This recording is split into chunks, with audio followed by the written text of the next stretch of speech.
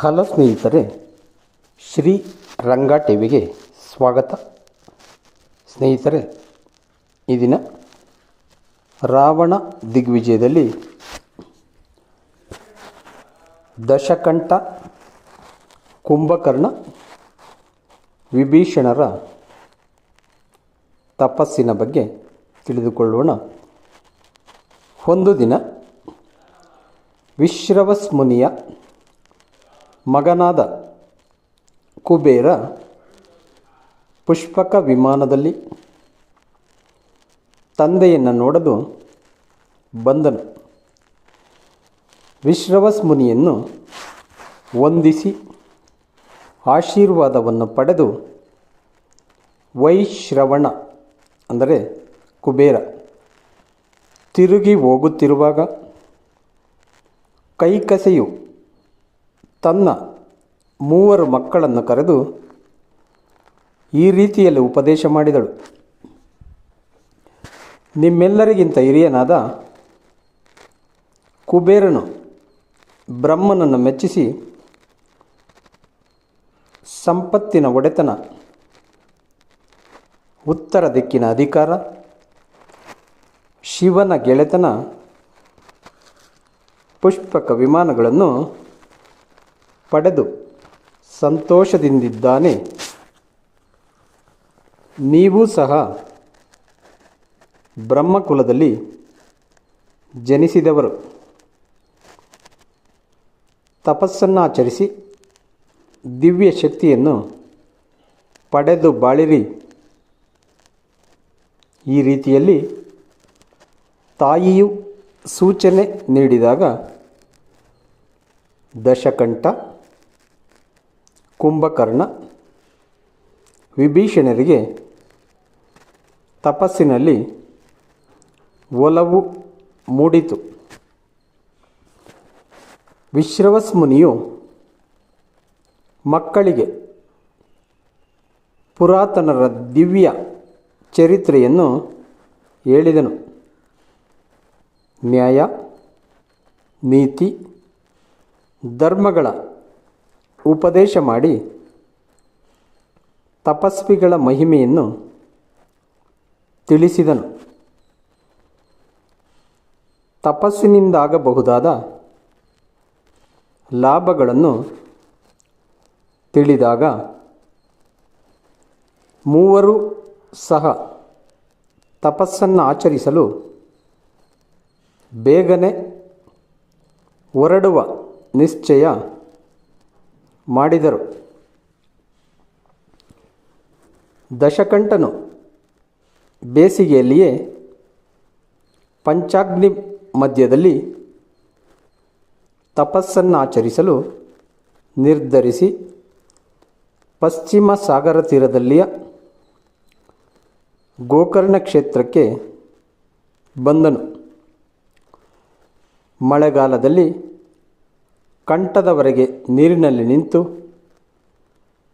ಬೇಸಿಗೆಯಲ್ಲಿ ಅಗ್ನಿಯ ನಡುವೆ ನಿಂತು ಮೇಲೆ ಸೂರ್ಯನನ್ನು ನೋಡುತ್ತಾ ತಪಸ್ಸನ್ನಾಚರಿಸಿದನು.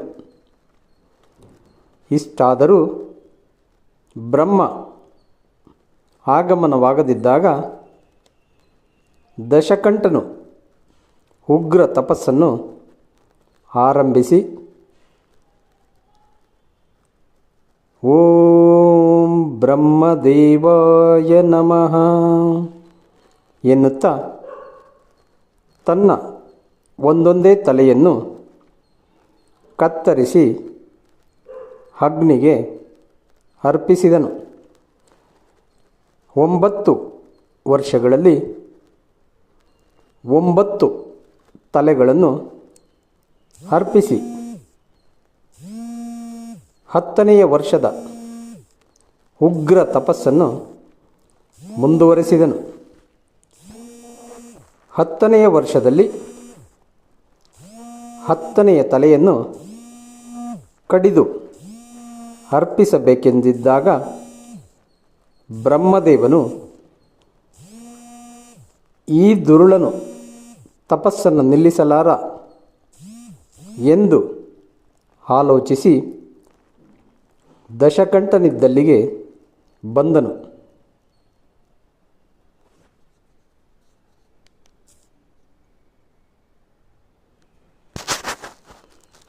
ಮಗನೇ, ನಿನ್ನ ಉಗ್ರ ತಪಸ್ಸಿನಿಂದ ಸಂತುಷ್ಟನಾಗಿದ್ದೇನೆ. ನಿನಗೇನು ಬರಬೇಕು ಕೇಳು ಎಂದು ಹೇಳಿದನು. ದಶಕಂಠನು ಮುತ್ತಜ್ಜನಾದ ಬ್ರಹ್ಮನಿಗೆ ವಂದಿಸಿ, ನನಗೆ ಮರಣವೇ ಬಾರದಿರಲಿ ಎಂದು ಕೇಳಿದನು. ಬ್ರಹ್ಮದೇವನು, ಹುಟ್ಟಿದವರಿಗೆ ಮರಣ ನಿಶ್ಚಿತವು, ಆದುದರಿಂದ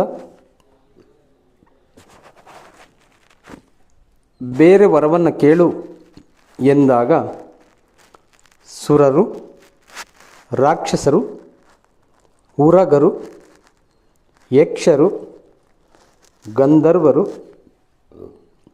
ಸಿದ್ಧರು,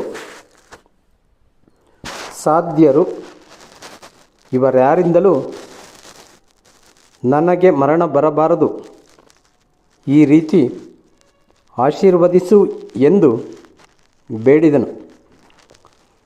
ರಾವಣನ ಮನದಲ್ಲಿ ಮೃಗ, ಪಕ್ಷಿ, ಮಾನವರು ಇವುಗಳಿಂದ ತನಗೆ ಜೀವ ಭಯವಿಲ್ಲವೆಂಬ ಅಹಂಕಾರವಿದ್ದುದನ್ನು ತಿಳಿದು ಬ್ರಹ್ಮದೇವನು ತಥಾಸ್ತು ಎಂದು ಹರಸಿದನು. ಅಲ್ಲದೆ ತಪಸ್ಸಿನಲ್ಲಿ ಬೆಂಕಿಗರ್ಪಿಸಿದ 9 ತಲೆಗಳನ್ನು ಮತ್ತೆ ತಾನಾಗಿಯೇ ಮೊದಲಿನಂತಾಗಲಿ ಎಂದು ಹರಸಿದನು. ಬ್ರಹ್ಮದೇವನು ವಿಭೀಷಣನು ತಪಸ್ಸು ಮಾಡುವಲ್ಲಿಗೆ ಬಂದು, ಕುಲ ಶಿರೋಮಣಿ ಮಗನೇ, ನಿನ್ನ ತಪಸ್ಸಿನಿಂದ ನಾನು ಬಹಳ ಸಂತುಷ್ಟನಾಗಿದ್ದೇನೆ.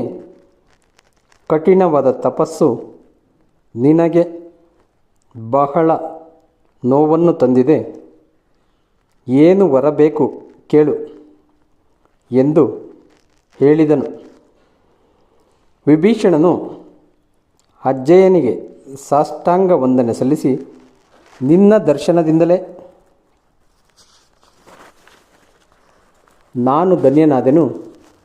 ನಾನು ಎಂದೆಂದೂ ಧರ್ಮ ಮಾರ್ಗದಲ್ಲಿ ನಡೆಯುವಂತಾಗಬೇಕು. ಶಾಸ್ತ್ರ ಶಸ್ತ್ರ ವಿದ್ಯೆಗಳನ್ನು ಕಲಿಯಬೇಕು ಎಂದು ಬೇಡಿದನು.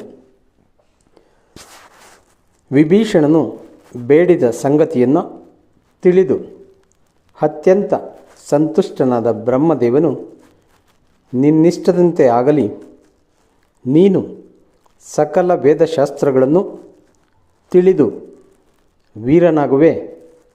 ಅಲ್ಲದೆ ನಿನ್ನನ್ನು ಅಮರ ಜೀವಿಯಾಗಿಸುತ್ತೇನೆ ಎಂದು ಶಾಶ್ವತ ಜೀವನವನ್ನು ಕರುಣಿಸಿ ಸತ್ಯಲೋಕಕ್ಕೆ ಹೋದನು. ದಶಕಂಠನಂತೆ ಕುಂಭಕರ್ಣನೂ ಸಹ ತಲೆ ಕೆಳಗಿದ್ದು ಉಗ್ರ ತಪಸ್ಸನ್ನಾಚರಿಸುತ್ತಿದ್ದನು. ಇವನು ಹುಟ್ಟಿದಾಗಲೇ ದೇವತೆಗಳು ಭಯಪಟ್ಟಿದ್ದರು. ಈಗ ಬ್ರಹ್ಮದೇವನನ್ನು ಮೆಚ್ಚಿಸಿ ವರ ಪಡೆದರೆ ನಮಗೆ ತೊಂದರೆ ತಪ್ಪಿದ್ದಲ್ಲ ಎಂದು ಚಿಂತಿಸಿದರು. ಇವನು ಮುಂದೆ ಲೋಕಕಂಟಕನಾಗಿ ಎಲ್ಲರಿಗೂ ಕಷ್ಟ ಕೊಡುತ್ತಾನೆಂದು ಮೊದಲೇ ಊಹಿಸಿದರು. ಸರಸ್ವತಿ ದೇವಿಯನ್ನು ಪ್ರಾರ್ಥಿಸಿ, ನೀನು ಕುಂಭಕರ್ಣನ ಬುದ್ಧಿಯನ್ನು ವಿಚಲಿತಗೊಳಿಸು, ಅವನು ಶ್ರೇಷ್ಠ ವರಗಳನ್ನು ಪಡೆಯದಂತೆ ಮಾಡು ಎಂದು ದೇವತೆಗಳು ಬೇಡಿದರು. ಕುಂಭಕರ್ಣನಿದ್ದಲ್ಲಿಗೆ ಬ್ರಹ್ಮದೇವನು ಬಂದಾಗ ಕುಂಭಕರ್ಣನು ಅಜ್ಜಯ್ಯನನ್ನು ವಂದಿಸಿದನು. ಅಜ್ಜಯ್ಯ, ನಾನು 6 ತಿಂಗಳವರೆಗೆ ನಿದ್ರೆಯಲ್ಲಿರಬೇಕು. ನನಗೆ ಆಹಾರಕ್ಕೆ ಕೊರತೆಯಾಗಬಾರದು. ದೇವತೆಗಳಿಂದ ರಾಕ್ಷಸರಿಂದ ಮರಣ ಬರಬಾರದು ಎಂದು ಕುಂಭಕರ್ಣನು ಕೇಳಿದನು. ಬ್ರಹ್ಮದೇವನು ತಥಾಸ್ತು ಎಂದು ಸರಸ್ವತೀ ದೇವಿಯೊಂದಿಗೆ ಸತ್ಯಲೋಕವನ್ನು ಸೇರಿದನು. ಧನ್ಯವಾದಗಳು ಸ್ನೇಹಿತರೆ ನಮ್ಮ ಶ್ರೀರಂಗ ಟಿವಿಯನ್ನು ದಯವಿಟ್ಟು ಸಬ್ಸ್ಕ್ರೈಬ್ ಮಾಡಿ. ಜೈ ಹಿಂದ್, ಜೈ ಕರ್ನಾಟಕ, ಜೈ ಶ್ರೀರಾಮ್.